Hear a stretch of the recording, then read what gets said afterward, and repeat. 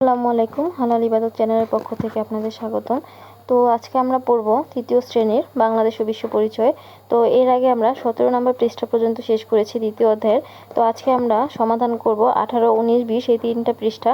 তো ভিডিওটা তোমরা মনোযোগ সহকারে দেখবে। তো প্রথমে আছে ঘ নাম্বার, পরিবার 1 ও পরিবার 2 সম্পর্কে পড়ি। কোন পরিবারে কে কী করছে তা বের করি। কোন পরিবার বেশি ভালো আছে এবং কেন তা লিখি। তো দেখি আমরা পরিবার 1 ও 2 একটু পড়ি।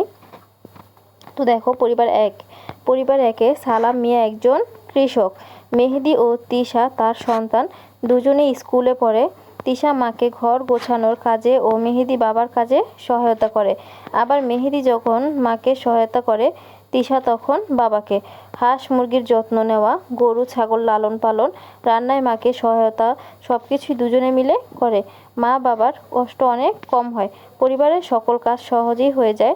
2 ভাই বোন আনন্দের সাথে কাজগুলো করে। এতে ওদের পড়াশোনার অসুবিধা হয় না।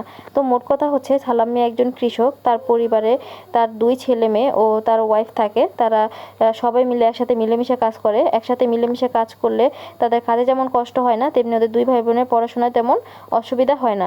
মোট কথা বলতে গেলে তারা একটা সুখী পরিবার। এরপর আসি আমরা পরিবার 2-এ। হাসান আলী কৃষিকাজ করেন। তার 2টি সন্তান, রনি ও সানজারা। দুজনেই স্কুলে পড়ে। সানজারা মাকে নানা কাজে সাহায্য করলেও রনি করে না। রনি যখন বাড়িতে থাকে তখন শুধু খেলাধুলা করে, বাবার কাজে সাহায্য করে না। সানজারা একা মা ও বাবাকে সবসময় সাহায্য করতে পারে না। মা বাবা দুজনকে অনেক পরিশ্রম করতে হয়। পরিবারের কাজও সহজ হয় না। রনির চেয়ে সানজারা বেশি কাজ করতে হয়, তাতে সানজারার লেখাপড়ায় অসুবিধা হয়। তো আমরা বুঝলাম যে পরিবার 2-এ হাসান আলী একজন কৃষক, তিনিও কৃষিকাজ করে। তার 2টি সন্তান, তার সন্তান 2টি থাকলেও মেয়েটা হচ্ছে সানজারা কাজ করে, কিন্তু রনি একদমই কাজ করতে চায় না, খেলাধুলা করে। এতে যেমন ঘরে সবার কাজ করতে কষ্ট হয়, তেমনি ওদের পড়ালেখা অনেক অসুবিধা হয়। তো এরপরে আমরা যাই পরিবার 1, পরিবার 2। প্রথমে আছে কে কী করছে। আচ্ছা, পরিবার 1-এ মেহেদি ও তিশা দুজনেই স্কুলে পড়ছে। 2 নম্বরে তিশা মাকে ঘর গোছানোর কাজে সহায়তা করছে। 3 নম্বর হচ্ছে মেহেদি বাবাকে কৃষিকাজে সহায়তা করছে। 4 নম্বর মেহেদি ও তিশা মিলে আনন্দে কাজ করছে। এরপর আসি আমরা আবার পরিবার 2-এ কে কী করছে। রনি ও সানজারা দুজনেই স্কুলে পড়ছে। সানজারা মাকে নানা কাজে সাহায্য করছে। 3 নম্বর রনি বাবা মায়ের কাজে সাহায্য না করে খেলাধুলা করছে।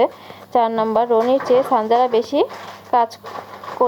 কাজ করে বলে কষ্ট হচ্ছে। আচ্ছা, কোন পরিবার বেশি ভালো আছে এবং কেন। পরিবার 1 বেশি ভালো আছে কারণ তিশা ও মেহেদি মা বাবার কাজে সহায়তা করে। তারা পড়াশোনার পাশাপাশি বাবা মাকে হাঁস মুরগি গরু ছাগল লালন পালন ও রান্নার কাজে সাহায্য করে। এজন্য পরিবারের সকল কাজ সহজেই হয়ে যায়। তো এই হচ্ছে তোমাদের 18 নম্বর পৃষ্ঠা। আচ্ছা, এরপর আমরা দেখি 19 নম্বর পৃষ্ঠায় কি আছে। দেখো 19 নম্বর পৃষ্ঠায় আছে, মা বাবা ও ভাই বোন নিয়ে সাধারণত একটি পরিবার গঠিত হয়। কখনো পরিবারে দাদা দাদি চাচা চাচি ও অন্যান্য আত্মীয় থাকেন। পরিবারের সকলের সমান অধিকার রয়েছে। ছেলে ও মেয়ে সকলেই বাসার ও বাইরে কাজ করতে পারে। বাসার কাজও ছেলে মেয়ে সকলে মিলে করলে সহজ হয়। সকলে একসঙ্গে কাজ করলে পরিবার ও দেশের উন্নতি হয়। তো এখানে বলছে মা বাবা ভাই বোন দাদা দাদি যারা থাকে তাদের নিয়ে একটা পরিবার গঠিত হয়। পরিবারের যদি ধরো আমরা যারা মহিলারা আছি বা মায়েরা আছি, তারা যদি সারাদিন কাজ করি তাহলে কাজগুলো অনেক কষ্ট হয়ে যায়, কিন্তু কাজগুলো যদি সবাই আমরা ভাগ করে নিই তাহলে কাজগুলো করতে একটুও কষ্ট হয় না এবং কাজগুলো তাড়াতাড়ি হয়। এতে পরিবার ও দেশের দুটোরই উন্নতি হয়। এরপর আছে ঘ নাম্বার, নিচের কথাগুলো পড়ি। যে কথাগুলো সঠিক তার পাশে টিক চিহ্ন ও যে কথাগুলো সঠিক নয় তার পাশে ক্রস চিহ্ন দেই এবং এগুলোর মধ্যে আমি কোনগুলো করব তা নিচে লিখি। তো 1 নম্বরে আমি নিজের বিছানা গোছাই, এটা অবশ্যই আমি রাইট টিক চিহ্ন দিব। আমরা বাবা ও মায়ের কাজে সাহায্য করি, এটা অবশ্যই টিক চিহ্ন দিব। এরপর আছে আমি বল খেলতে চাইলে অন্যরা বলে ওটা ছেলেদের খেলা, এটা অবশ্যই ক্রস চিহ্ন দিব, কারণ ছেলে মেয়ে সবাই একই খেলা খেলতে পারে। এরপরে আমি ও আমার ভাই দুজন মিলে ঘর গোছাই ও রান্নার কাজে সাহায্য করি, এটাও ভালো, এটাও রাইট চিহ্ন দিব। আচ্ছা, এরপরে আছে আমি যা করব। 19 নম্বর পৃষ্ঠায় নিজের বিছানা নিজে গুছিয়ে রাখবো, বাবা মায়ের কাজে সাহায্য করব। 3 নম্বর খেলাধুলায় সকলকে সমান সুযোগ দেব। 4 নম্বর মাকে সকল কাজে সহায়তা করব। এই হলো আমাদের 19 নম্বর পৃষ্ঠা। আচ্ছা, 20 নম্বর পৃষ্ঠায় আছে দেখো, সঠিক উত্তরের পাশে টিক চিহ্ন দেই। অনুশীলনী, আচ্ছা, 1 নম্বরে বিশেষ চাহিদা সম্পন্ন সহপাঠীর প্রতি আমরা কেমন আচরণ করব? এটার উত্তর হবে গ, সহায়তা করব। 2 নম্বরে আমার কোনো সহপাঠী বেঞ্চ থেকে নিচে পড়ে গেলে আমি কি করব? ক, হেসে দিব, খ, তাকাবো না, ঘ, ধরে তুলব, ঘ, দোষারোপ করবো। এটা হবে গ, ধরে তুলব। এরপরে খ নাম্বার, সঠিক শব্দ দিয়ে শূন্যস্থান পূরণ করি। বিভিন্ন নৃগোষ্ঠীর মানুষের বসবাস দেশের বৈচিত্র্যকে আরও ঢ্যাস করছে, হবে সমৃদ্ধ করছে। 2 নাম্বার, আমরা একে অন্যকে ঢ্যাস করব, সহায়তা করব।